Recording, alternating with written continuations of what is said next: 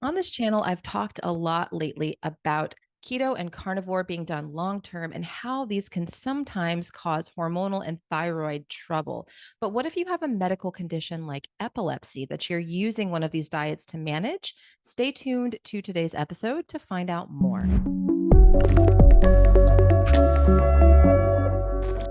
Welcome back, my friends. My name is Sarah. This is the Sarah Kleiner Wellness YouTube channel. And on today's episode, I'm sitting down with Jen Winkler, who has a really amazing story of how she found a ketogenic diet to help her manage epilepsy that she had had since the age of 12, as well as lose 80 pounds. Now, if you've never experienced epilepsy, had a loved one that had it, or even yourself, it is very scary. A grand mal seizure is absolutely terrifying. And a lot of people can actually have serious or life threatening injuries as a result of a seizure. So it's not something that you want to play around with lightly. And unfortunately, a lot of the drugs that we use to manage seizures have really negative side effects, as Jen and I talk about.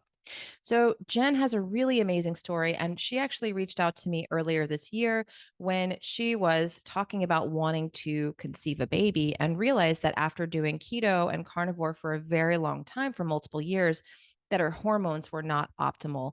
So, in this episode, we're going to talk extensively about how she's been able to bring her thyroid levels up, her hormone levels up to prepare for conception, and how people who are doing these long-term diets can kind of navigate around this. So, very interesting episode. Jen is a lovely, lovely person. All of her information will be down in the show notes for you. And before we jump in, a couple quick sponsors. Viva Rays. We talk a lot about circadian rhythms, and that was one of the things that I helped Jen understand in her journey to prepare for conception. And Viva Rays is my go-to source for protecting my circadian rhythms. You can use my code YOGI to save 15% off of their circadian glasses. They also have amazing eye masks and low EMF headphones, which are just fantastic if you're looking to listen to a podcast like this one and protect yourself from non native EMF. So check them out, linked in the show notes. The second sponsor is Upgraded Formulas. You can use my code YOGI12 or YOGI to save there. Now, another thing that's important for preconception as well as pregnancy and just our health in general is going to be your mineral balance. Now, it's difficult to know what your minerals actually look like from a blood test alone. A hair tissue mineral analysis is a much more accurate way to pinpoint exactly what's been going on in your body over the last 60 to 90 days. So check out Upgraded Formulas, use my code YOGI12 or YOGI, and get their hair tissue mineral analysis with a consultation. Thank you again so much for listening to today's episode, and I hope you enjoy it. Hello, everybody. Welcome back. I'm so excited to have today's guest on, selfishly, because I've been wanting to just like chat with her for a while. We've been online buddies for a while, but also I think she has just a really amazing, amazing story. So, Jen, thank you so much for being here today. Yeah, thanks for having me, Sarah. I'm super excited to talk to you because I've been following you for years. So it'll be really fun to just chat in real life versus DMs, as we always do. Exactly. Yeah, we have these like voice notes going back and forth. I'm like, we just need to do a podcast because this is like a conversation I think needs to be shared with people. So yeah, I'm excited. Yeah, for sure. Yeah, well, let's talk a little bit about your story and how you even got interested in a ketogenic diet, your health history, because I think that is so super relevant for a lot of people. Yeah. So as far as when I was introduced to ketogenic, it was in 2018. So a little backstory before that, I was diagnosed with epilepsy when I was 12. Fifth grade, I had my first grand mal seizure in computer class with those old green screen like computers that were really flashy. So I had my first one, but the ER didn't diagnose it a seizure. They weren't sure. They were like, maybe she just passed out. Okay. So then I think it was about another month later after a sleepover, which we didn't sleep. So I was completely sleep deprived. Getting home, I had a grand mal with the myoclonic jerks. My arm stiffened, everything. My mom saw the whole thing. I woke up for a brief second and I could hear her screaming bloody murder. And then I was back out. So that was my official diagnosis of generalized seizures, juvenile myoclonic epilepsy is what they called it. So JME. And so I've had epilepsy my whole life. I was first put on Depakote, which if you know anything about Depakote, it is it can be really, really good at controlling seizures. And it did. I basically felt like I didn't even have epilepsy. There were nights of sleep deprivation and all kinds of stuff, and I was fine. But what wasn't fine was my pancreas, my liver, my insulin, everything was getting out of whack. So I developed severe insulin resistance, PCOS. None of that was officially diagnosed, but looking hindsight, it's clearly that's what I had. I was 180 something pounds in high school. I was growing the facial hair, the hirsutism. I was missing my cycle for up to 9 months at a time, and I wasn't like sexually active, so I wasn't pregnant. So I had a lot of stuff going on throughout my time starting in high school. College, had a severe bout of pancreatitis, hospitalized for a week, like almost not put in a coma, but they would put me under because it was so much pain. So my body went through the ringer through the years. Eventually I was able to get pregnant after 5 months of trying after getting married. And that time, so I lost weight before that, I should clarify, but it was severe caloric restriction. I mean, I was probably under 1,000 calories a day. So I lost weight, skin was a hot mess. Still wasn't sleeping well, panic attacks, anxiety attacks, all kinds of stuff. It all worsened with pregnancy. I think a lot of us, things can get really imbalanced during that time. So post-pregnancy, everything was like times 1,000. That I couldn't drive anymore because my panic attacks were so strong. So a lot of stuff fell on my husband's plate. And I finally was like, I need to change this. I need to get better. My medication was maxed out. So I was on a new medication at this point. I've tried, I think this was like my 5th medication they switched me to, which normally in the literature, they say if a patient tries 2 to 3 medications and it's still not controlling the seizure, that's considered drug-resistant epilepsy. And that's when they try the ketogenic diet. It really should be the other way around, but that's the way they have it now. They still didn't try it with me. I had to be the one to bring it up and say, I feel horrible. My meds are at a really high dose. My brain, I just couldn't think straight, all kinds of stuff. So I asked the doctor about, I heard about ketogenic when Googling natural ways to help epilepsy, like ketogenic diet. And she didn't know anything about it. She's like, well, I know about modified Atkins. You can try that. But ketogenic's really hard and it's really meant for children with epilepsy. But the more I dug, the more I was like, no, Johns Hopkins has a whole center for adults with epilepsy. Like they've been doing this for over 10 years. I think now it would be about 15. So I tried it on my own, the best that I could do. And my husband joined just to support because he has colitis. And he actually saw results faster than I did. Within 5 weeks, his flare-up was gone and he's been fine for 5 years. Mine took a little bit more time. So I stayed ketogenic. I lost 80 pounds, I think it was like 60 inches. It was something crazy. And then my medication was slowly getting titrated down. So currently I'm still on medication, but it's the lowest dose I've been on since I was in high school. So it's been a lot of progress. The side effects are pretty much disappearing. PCOS is gone. Hirsutism is gone. That's like the one that most people have messaged me on. It's like, how'd you get rid of it? It's like, well, I mean, it's just kind of eventually when you fix your metabolism, and your hormones, you're good. So yeah, so that's how I got into it originally, as far as ketogenic. Yeah, I think that's so crazy that doctors, why are they, that's my biggest question is like, why are they not talking to people about this on their first appointment? Like when someone first has a seizure, like why is this not something that they bring up? It's like, you have to figure this out on your own. And they're like, well, it might help. And then it ended up completely transforming and changing your life, right? Yeah. And the thing is too, I 100% agree. If people like at least give the patient an option, the doctors will always come with the excuse, oh, it's very difficult to maintain. It can cause problems with cholesterol. And we all know that whole story, but at least give them the option because it's not like the medications don't come with side effects either. Right. So just give them a well-informed description and okay, you can choose. This is my opinion, but you can pick yours. And that's kind of how I see it. Yeah. And you said it took a while for you to notice that it was giving you relief from the seizures. How long would you say that took? Yeah. And actually, let me clarify. My last grand mal seizure was 2005. I had my son in 2016. So I wasn't having actual grand mal seizures anymore. The medication was controlling it well, but the side effects of the medication is what I was truly experiencing. I also thought I was experiencing auras. And for people that don't know, an aura typically happens right before the seizure. So some people, it's a particular smell. Sometimes it's a dizzy feeling. It's very different for every person with epilepsy. But when I switched doctors, they did a 3-day EEG on me. And every time I pushed the button saying I was experiencing something, they said, that's not a seizure. Whatever you're experiencing, that's not what it is. So they were the ones saying like, okay, you've been ketogenic for over a year and it's not seizures that you're experiencing. So let's lower your medication. It ended up being a side effect of the medication, making me feel like I was having seizures. And it is a known side effect of that medication, of Keppra. I believe it was Keppra, or is the other one I was on. To answer your question, as soon as we started lowering and tapering down is when I started feeling better. So it's kind of one of those things like, was it the ketogenic? Was it lowering medication? I think it was really both. Ketogenic put me in a healthy metabolic state, producing the ketones to heal my brain, and then lowering the medication helped on that as well. Yeah.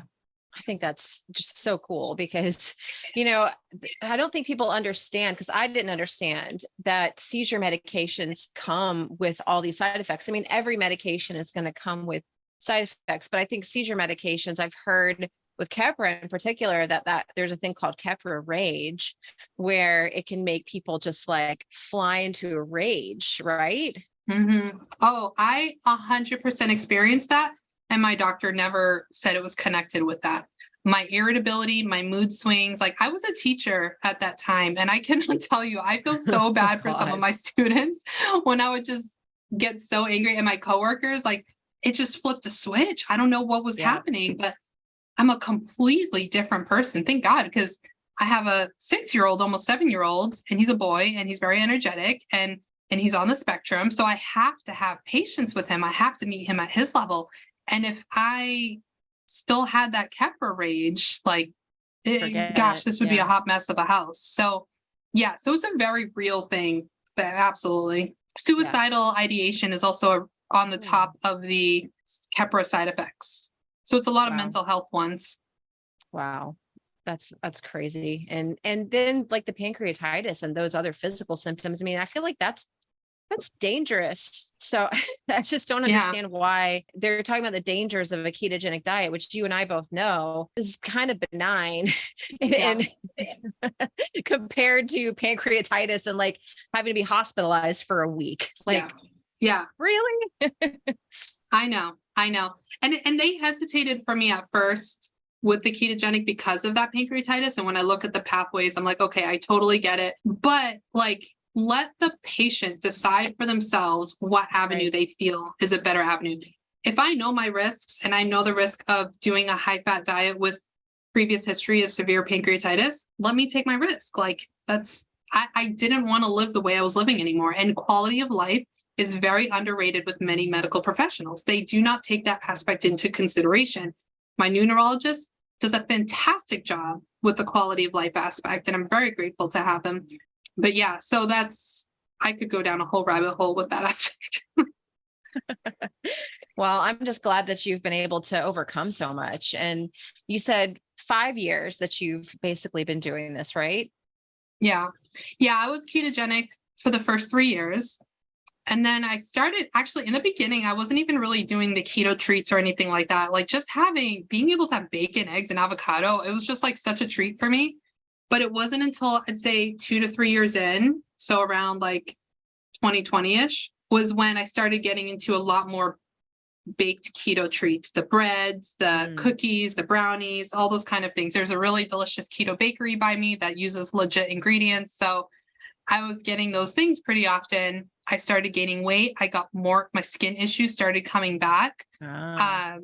My thyroid was tanked, which I know that's something we were going to talk about. So my everything was okay, except T3 was really low, the active form of thyroid hormone. My reverse T3 was high. So things were going in the wrong direction. I saw a doctor that said, why don't you try carnivore? I was like, okay, kind of freaked me out. Like only animal-based stuff. Like don't you need your veggies, your avocados? So I did that and I lost a ton of weight. I lost another like 20 pounds on that point. And I felt good. I had more energy. My ketones went up, which is important for the therapeutic aspect of ketosis.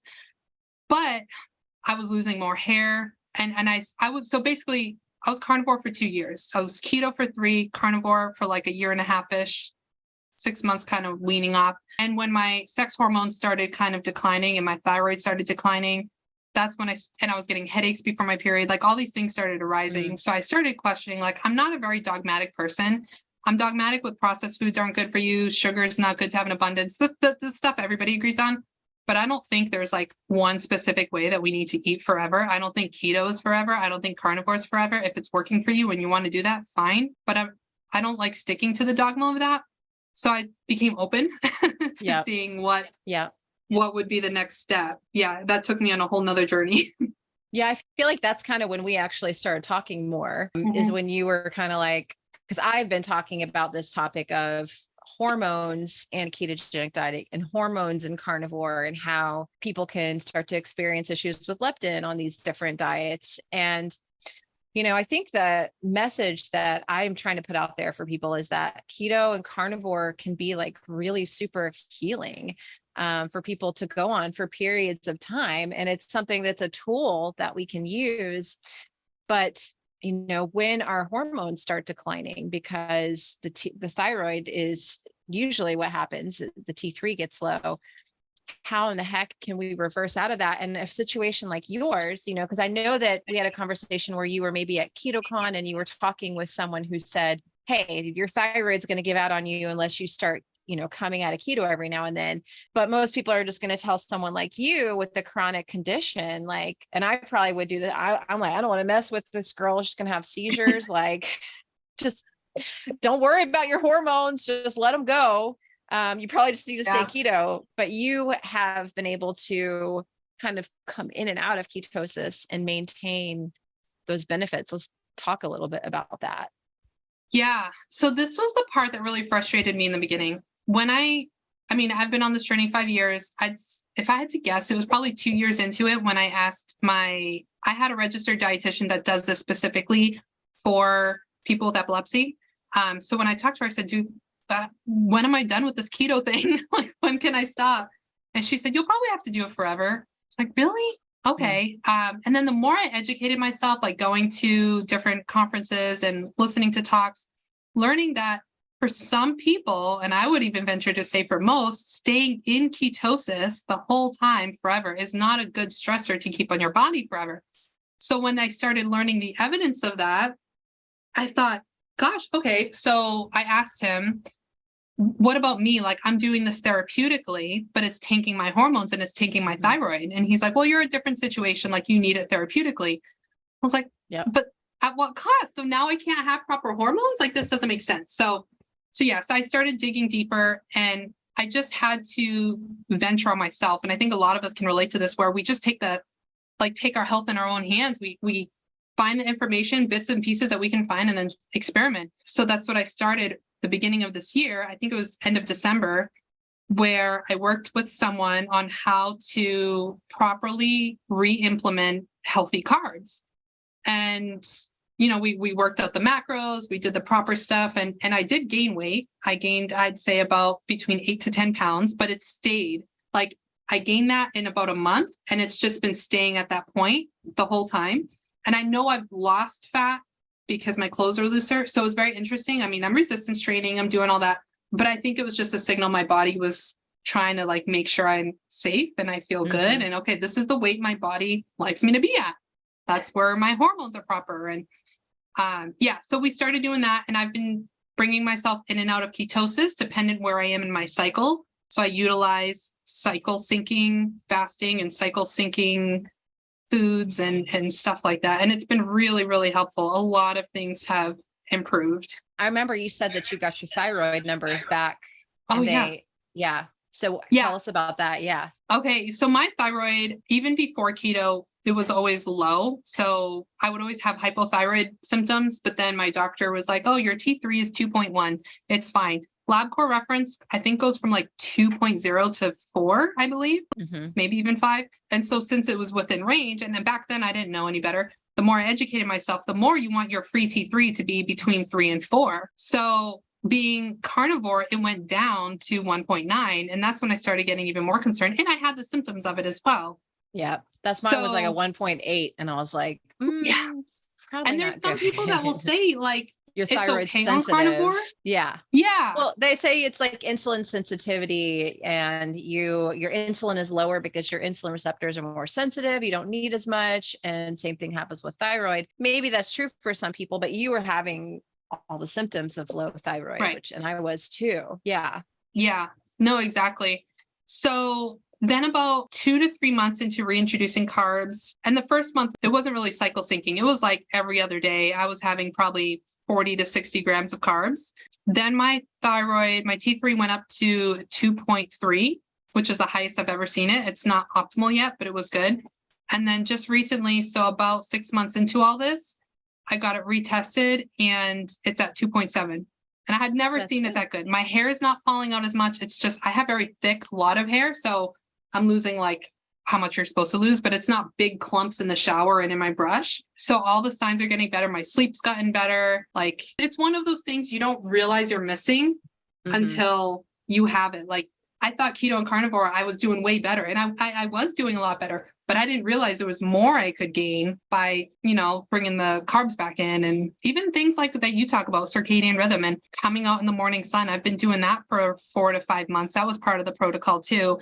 Doing walks more often, not like hard, heavy walks, but just to balance that glucose a little better. And yeah, so all those kind of things, implementing it, I think has really impacted and made me feel a lot better. My progesterone was better. My DHEA was better. All the sex hormones were drastically improved. And I knew progesterone was tanked because the symptoms. So I don't know if it's okay if I jump into this aspect, but the a lot of you don't have to get the blood work drawn. There's certain symptoms that just tell you your progesterone's low. If you're getting severe PMS, the headaches before your period, the brown spotting, 2 to 3 days of brown spotting before your period, all those things are signs of low progesterone. So I was getting those things, but it was kind of one of those keto's supposed to work for it. Like, so what's going on? And that's when I realized, I need to jump in and out of ketosis here and there. That's not the optimal time to be fasting. That's not the optimal time to be going harder in the gym. That's the time to be refeeding, telling your body you're safe. Don't freak out about oh my gosh, the scale went up a pound or two. That's not the time to be, oh my gosh, weighing that. Let your body feel safe for 1 freaking week of your cycle. Just let it be. So that's what I focused on. And that was the main week that I was bringing in some sweet potatoes, doing some strawberry smoothies. I think those were my go-tos. I even had rice once, which I don't advocate too much, but I was curious and it was okay. It was after a workout and everything seemed fine. Yeah. So I don't have the headaches anymore. I don't have the PMS. I don't have the brown spotting. Progesterone was better on the labs, but all those things. And we've been trying to conceive for a while. So I've been trying to optimize everything even more so, which now I know, okay, I've done everything I can for my body to feel safe enough to carry a new life, and we'll see what happens. Yay. Fingers crossed, but it sounds like you're doing everything great. And, I think, just to clarify the whole carb cycling thing, because again, I have to do this every single time I talk about this topic, because people assume when you and I talk about carb cycling that, and I had some guy comment under, I think the video I did with Jonathan Shane, he was like, the solution is not pouring carbohydrates down your throat. And I'm like, oh, who the heck said anything about that? You saw that comment. I did. No, maybe you have a sweet potato, some butternut squash, the apple.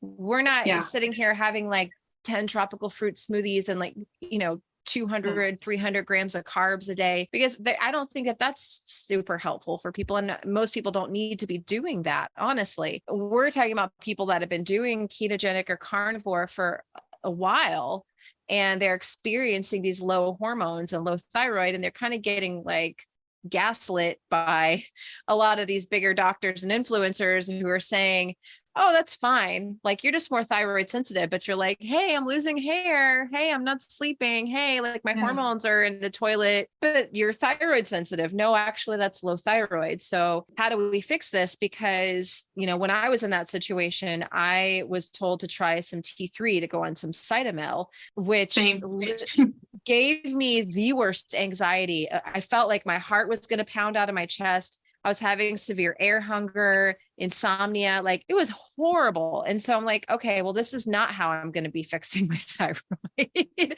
How was your experience with that? Yeah, no, it's very, very similar actually. So the doctor I went to, he's a pretty well-known ketogenic doctor. And when my T3 was low, he said, "Oh, your T3 is low. We're going to put you on Cytomel." He did the same thing. I think it was like 6 weeks later, got it tested. T3 was still low. So he upped the dose and I just felt horrible. Like my cycle was starting to get wonky. I wasn't getting signs of fertility. My libido had tanked. I felt so bad for my husband.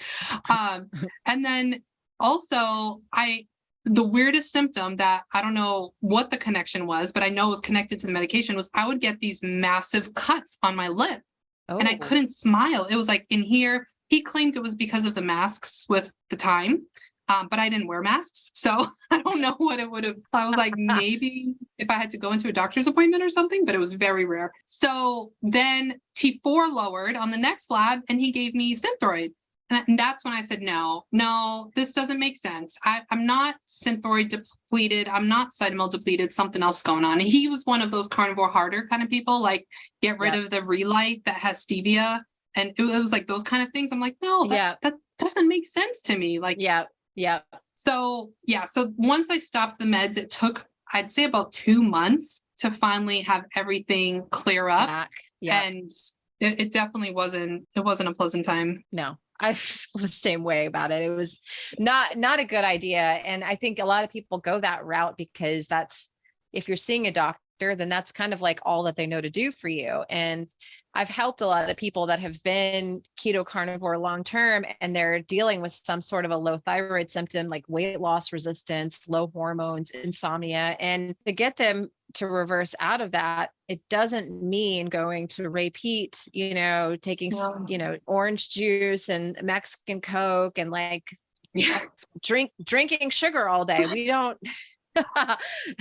I mean, you can try it if you want to do it, but that was for me, like not appealing at all. And again, I was kind of in the same boat. Like I wanted to have good fertility and just something intuitively with me said to have like optimal fertility. I don't think it would mean kind of going on that route, honestly, and becoming less insulin sensitive. So like you said, you started your first month and you were actually doing like every other day with carbs. How did you fine tune it and get to the point where you're now, if I understand correctly, doing like just the week before your cycle, right? Something around that. Yeah. So at first, this is just what my coach had given me to do. Like, okay, you're going to work out this day. We want to blunt the blood sugar response. So I do acknowledge having an apple or having sweet potato will increase your blood sugar. But you can do it strategically. So typically what I do my workouts in the morning. I'll have like a little mini fat bomb before I go. So it's not a completely fasted workout, trying to tame the cortisol. And then after working out hard, I come home and that's when I had like the 40 to 60 grams of carb with a good amount of protein, lower fat, because we all know what happens with fat and carbs together. Not low fat, clarify for those enough commenters. Fat for your hormones. Yeah. Yes, exactly. I noticed. So I was wearing a CGM the whole time too. And I noticed if I did the carbs in the evening, my blood sugar would spike way more than if it was in the morning. So that was typically the way that I did it. Every other day I'd be working out. If I didn't have time to go to the gym, I'd make sure I'd get a good walk in either before or after the meal. And then after time, it just became, I'll be honest, it was a little difficult having a kid, having a job, all this stuff to actually get all that in. So, and I learned about cycle syncing, like I think it was mainly through Dr. Mindy Pels and then some other Dr. Stephanie Estima. Those are all my go-tos for hormone stuff. Just learning like the time that our body really needed it was the progesterone phase, is the second half after ovulation. I chart my cycle. I know when I'm ovulating. I know when fertile time is. So why not use that to my ability? So the first half, now what I do, I've kind of transitioned into the first half of my cycle is ketovore. I'll do some avocado. I'll do like very low carb veggies here and there. It's kind of more just a mental game, honestly. It's not like I'm getting it for the nutrition aspect, but after ovulation is when I slowly start increasing the carbs. So like right now I'm about 12 days before my period. So this morning I did a hard workout. I had probably like a small handful of French fries, homemade French fries with some eggs and bacon, and that was it. And then eventually it'll get to be more. So the week before my period is when I really do focus on the carbs, and I'll have an apple in the morning with my breakfast, or like you said, the sweet potato, the squash, the spaghetti squash is another one, all those kind of things. So yeah, that's kind of how I implement it during the time. And I move some sort, even if it's like 5 minutes of squats and push-ups or whatever, something to balance that blood sugar. Cause that's really my main focus also. Yeah. So you're not like, again, going out and having like 300 grams of carbs on those days. No. It's more like low sugar fruits. Cause that's, I mean, and the thing that maybe we should address, and maybe you can talk about a little, is just like the fear of carbohydrates that I think a lot of people have after cause I definitely had it after doing long-term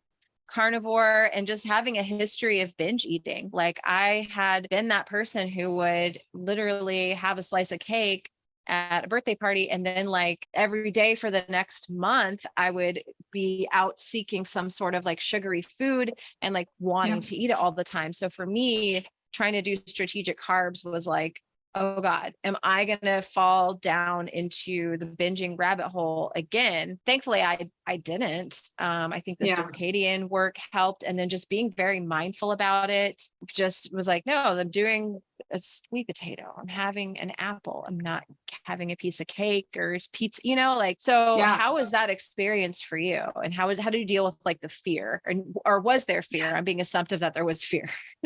No, there definitely was. There 100%. And I will admit I'm still working on it at times. It's been 6 months, but it's only been 6 months, you know, compared to 5 years of severely restricting everything. So at first I was terrified. Like I was messaging my coach left and right, like, I am scared. I'm not in ketosis. He's like, good, good. Give your body a break.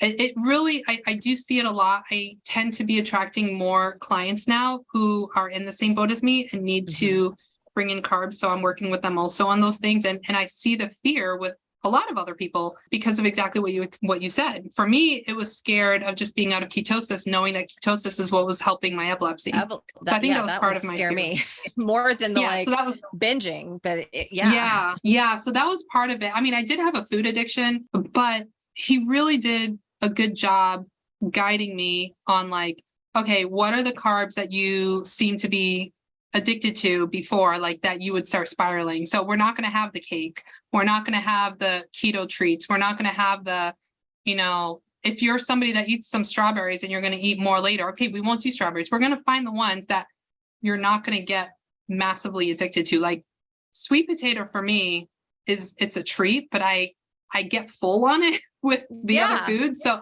it's really hard to binge on it. Then it's so like that's one sweet potato that takes like an hour. So if you're going to binge on them, it's going to take like a few hours, right? Yeah, no, exactly. And it's just not one of those that I would go to be like, oh, I want more. Cause I now have that satiety signal that I'm feeling my stomach. I'm like, oh, I'm full. I can't have enough. So that's part of it is structuring there are so many whole food, healthy carbs you can choose from to see which ones would you not binge on. The other aspect is what you said, the mindfulness. Like before eating the carbs, you have to truly be mindful of, okay, I'm having this not because I'm stressed, not because I'm craving it, but because I am supporting my hormonal health and I'm trying to help my whole system balance and just, preparing yourself. I mean, mindfulness is very underrated, I think, in the health space. So I think those were the two biggest things. And then the other part is like a lot of what you do with the circadian rhythm, getting that morning sun, afternoon sun, evening sun, and getting your cortisol balanced so that you're not getting those stress cravings. Because one of the things I didn't mention that I feel like is a big underlying root for this is the adrenal dysfunction that we have so much stress in our lives, whether we realize it or not. You might be the happiest freaking person in the world. Congratulations. You still have stressors hitting your body. So like all the EMF, the stress of life of just going to work, coming back, taking care of family, making sure things are done in time. Like I don't feel stress. I don't feel like I'm going to rip my hair out, but I know my body feels it. So balancing that stuff out, if we've had all that stress the whole time, and then we're putting on other stressors, even though it's good, that working out, the ketosis and all that stuff, your body's like, whoa, wait a minute. Nope, this isn't what I want, and so I think that's kind of why some people, it works out to be in ketosis long-term and some people it doesn't. If they haven't had those stressors, if they're living in the woods with nature and everything, Right. it might work out better for them. But Right. I live in Phoenix in the middle of a city with everything all around. Like, Yeah. There's a lot of natural stressors around. So I kind of went on a tangent there, but I wanted to make sure I mentioned that aspect. Yeah, I think it's super important. I think very, very important to kind of take that into account because, every now and then someone will be like, well, why didn't the cavemen didn't eat until noon and blah, blah, blah. I'm like, well, first of all, we don't actually know what they did because we weren't really there. However, they did not live in cities and have cell phones and have artificial lights and have tap water and all the things that are in our environment that are stressful. They were sleeping on the ground, connected to nature, getting all that magnetism. They were under the sun, getting all that electrical energy from the sun, totally different comparison. If somebody lives on a beach, and doesn't have kids or a job or a family, sure, you could probably not eat until noon and be fine. You could probably not do a ton of carb cycling and be just totally fine. But I don't know anybody who is able to wake up and just go lay by the ocean for hours on end, before doing anything for the day. So Right. There's a distinction that I think has to be made when people talk about these different diets and different stressors that we have to deal with in our daily lives. Oh, 100%. I mean, you look at some of, the tribes out there that still exist and they're the happiest people, but they're not, like you said, they're not surrounded by all the stuff we have and the EMFs and the lights. I mean, it really is a different environment that they're living in. Right. So it's really hard to compare where they're just taking care of their family. They're migrating. They're sitting by a campfire at night, very different. Totally. You just can't. Totally different. Yeah, absolutely. Well, what's next? Are you planning on just kind of continuing carbs? I know you're trying to conceive right now. Do you think you'll do that through pregnancy, or are you just kind of open to say, whatever my body's craving, I'll do that? What are your thoughts on Oh gosh, that's such a good question. I haven't even thought of it that far. I like what I'm doing now. I feel really good. I don't fast as much anymore either. I forgot to mention that. I did try a 36-hour, I think it was 36. It was a 3-day fast I was attempting for, and that totally screwed me over. I'm done fasting. I'll do an 18-hour or something, but my body doesn't want that. So, I mean, as far as in the future, we know what the reason is that as far as the infertility, and we're getting that fixed. It's not on my end. We'll just leave it at that. So that aspect, once if we are blessed with a child and I'm able to get pregnant, I think I'm just going to listen to my body and see, obviously get my progesterone checked, make sure that's going, because I'm heading on 40 in a few months, so I'm gonna watch that stuff out.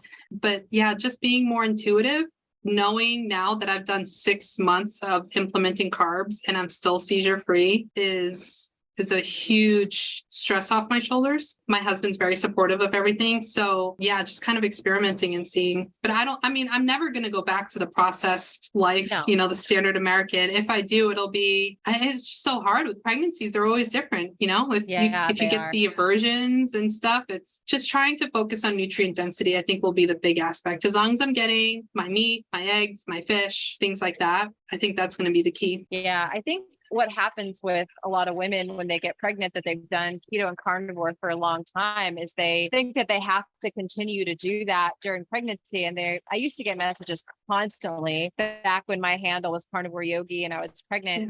Yeah. I since changed that because I was not carnivore during pregnancy, but I felt like I had to tell women, I'm like, listen, if you're pregnant is telling you that you want potatoes or something like that, then just have a freaking baked potato. And don't worry about staying carnivore, staying keto. You can do that after the baby's here. But when we're pregnant, sometimes our bodies are asking for specific nutrients that maybe the baby needs, Exactly. Can I ask you, did you have certain cravings in your pregnancy? What was your craving? Oh, potatoes. That was me first trimester.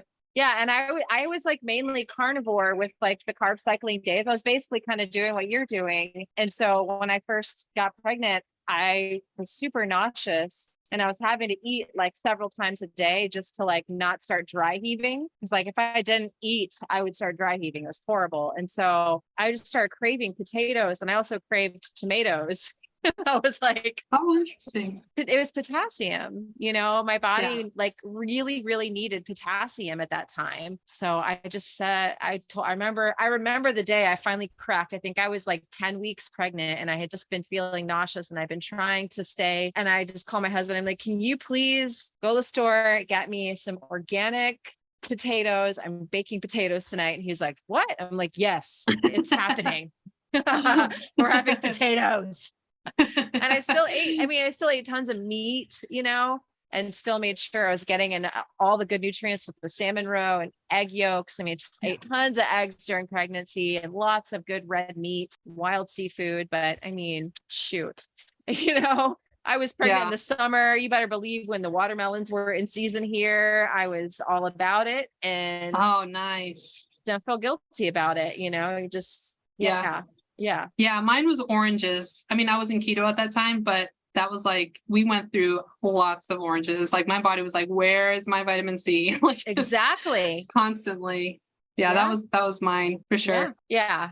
Well, I think you're going to do great. I think it's going to be an amazing, healthy baby, and you've learned so much. And I just appreciate you for being so open and honest and coming on and chatting with me today. Thanks for having me. Yeah, I think there needs to be a lot more openness and honesty about these kind of things. There's a lot of influencers out there that we just see the highlights of their life and we don't know what's going on behind the scenes. And it's very easy to just be like, oh, wow, their life is perfect doing it this way, so it must work for me. And no, you don't know what's happening behind the scenes. You don't know, are they actually eating some other foods too? And I do know someone who has shared with me that they are having vegetables, but they call themselves carnivore. And I was like, you need to share with people that you're doing this. Like you can't hide it. So just being more transparent that's always been my goal. I'm going to be honest. I talked about how my son we had a party for him the other day and I had some of the cake. I was curious. I haven't had it in over 5 years and I'm not going to have it anymore now that I saw what it did to my blood sugar. But it was just this one day and I really don't care. It was a day of celebration and it was fine. So I'm transparent. I'm open. If someone doesn't like it, they can leave. They don't need to follow me. I don't think most people relate with the perfection.